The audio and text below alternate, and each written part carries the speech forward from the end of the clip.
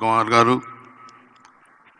మాన్యులు గౌరవనీయ తెలంగాణ ముఖ్యమంత్రి వర్యులు రేవంత్ రెడ్డి గారు, వేదిక మీదున్న అతిరథ మహారథులు, ప్రపంచవ్యాప్తంగా ఈ కమ్మ గ్లోబల్ సమ్మిట్కి వచ్చేసిన పెద్దలు అందరికీ పేరు పేరున హృదయపూర్వక నమస్కారాలు. కుమార్ గారు చెప్పారు, కమ్యూనిటీ పరంగా కమ్మ సామాజిక వర్గం ఈరోజు సమాజంలో పోషిస్తున్న పాత్ర శతాబ్దాల క్రితమే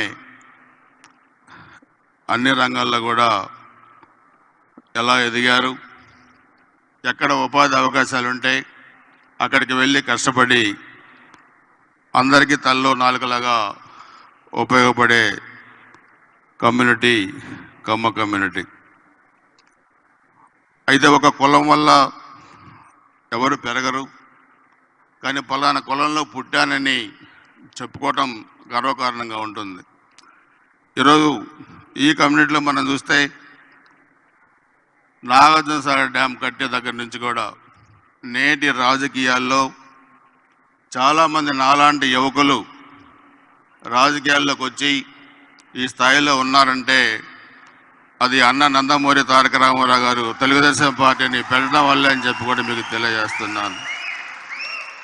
అన్నగారికి కులాలు మతాలు లేవు. 82లో పార్టీ పెట్టి 83లో కేవలం 9 నెలల కాలంలోనే ఉమ్మడి ఆంధ్రప్రదేశ్లో తెలుగుదేశం పార్టీ అధికారంలోకి వచ్చిందంటే కులం వల్ల రాలేదు, వ్యక్తి వల్ల వచ్చింది. ఆ వ్యక్తి వ్యవస్థకు మంచి చేస్తాడనే ఒక నమ్మకంతోనే వచ్చింది. ఎంతోమంది ఆ రోజు వేదిక మీద వసంత నాగేశ్వర గారు ఉన్నారు, అన్న నందమూరి తారక రామారావు క్యాబినెట్లో హోంమంత్రిగా పనిచేశారు. ఎంతోమంది అన్ని కులాలకు చెందిన చదువుకున్న వ్యక్తులందరూ కూడా ఎమ్మెల్యేలుగా, మంత్రులుగా, పార్లమెంట్ సభ్యులుగా, కేంద్ర మంత్రులుగా, కేంద్రంలో స్పీకర్లుగా కూడా పనిచేశారంటే అన్ని కులాలను గౌరవించే ఒక వ్యక్తిత్వం ఈ కమ్మ కులంలో ఉంది, నాయకుల్లో కూడా ఉంది. మేము కూడా అన్న నందమూరి తారక రామారావు గారి ఆశీస్సులతో 1994లో 28 సంవత్సరాలకే మొట్టమొదటిసారిగా ఎమ్మెల్యేగా ఎలక్ట్ అయ్యాం. 7 సార్లు వరుసగా పోటీ చేసి 5 సార్లు ఎమ్మెల్యేగా ఎలక్ట్ అయ్యాం. సో ఈరోజు రాజకీయాల్లో ఉన్న కొంతమంది వ్యక్తులు పరస్పరంగా కులాలను గౌరవించుకోలేని ఒక వ్యక్తులు అహంకారంతోనే కులాలకి అన్ని విధాలుగా అంటగడుతున్నారు. రాజధానికి కులాలు అంటగట్టారు, ఎన్నికల కమిషనర్కి కులాలు అంటగట్టారు, కరోనాకి కులాలు అంటగట్టారు.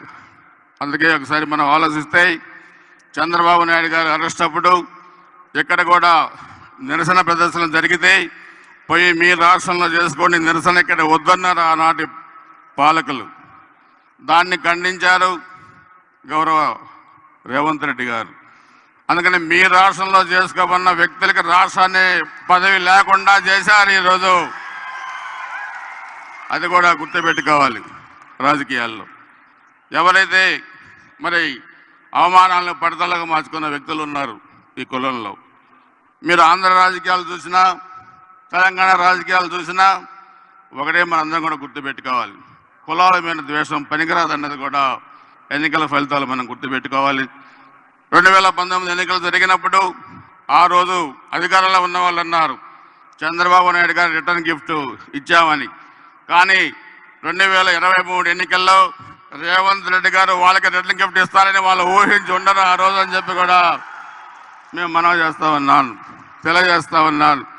ఆంధ్ర రాజకీయాల్లో కూడా అడ్డగోలుగా వ్యవహరించిన వ్యక్తులు, ఒక పెద్ద మనిషిని 14 సంవత్సరాలు ముఖ్యమంత్రిగా పనిచేసిన వ్యక్తిని తీసుకెళ్లి రాజమండ్రి జైల్లో పెడితే కులాలు మతాలు అంటగడితే 151 సీట్లు 11 సీట్లు అవుతాయని చెప్పి కూడా వాళ్ళు కూడా ఊహించున్నారు ఆంధ్ర రాజకీయాల్లో.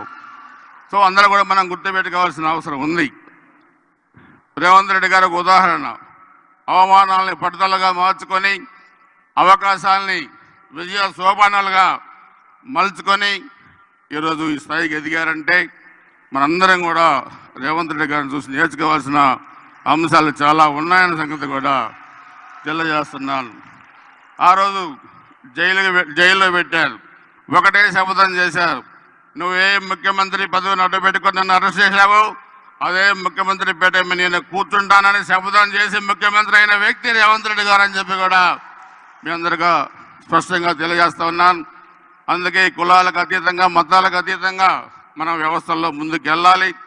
కానీ ఈరోజు కులాల ఔన్నత్యాన్ని కూడా చెప్పుకొని 10 మందికి ఉపయోగపడే విధంగా చేయగలిగారంటే అది జెట్టి కుసుమకుమార్ గారు అండ్ వాళ్ళ టీం అందరూ కూడా ఒక మంచి కార్యక్రమాన్ని ఏర్పాటు చేసినందుకు నేను మనస్ఫూర్తిగా అభినందిస్తూ ఈ కార్యక్రమంలో భాగస్వామ్యం చేసినందుకు కూడా పేరు పేరున అందరికీ నమస్కారాలు, హృదయపూర్వక ధన్యవాదాలు తెలియజేస్తూ సెలవు తీసుకుంటున్నాను. జై హింద్.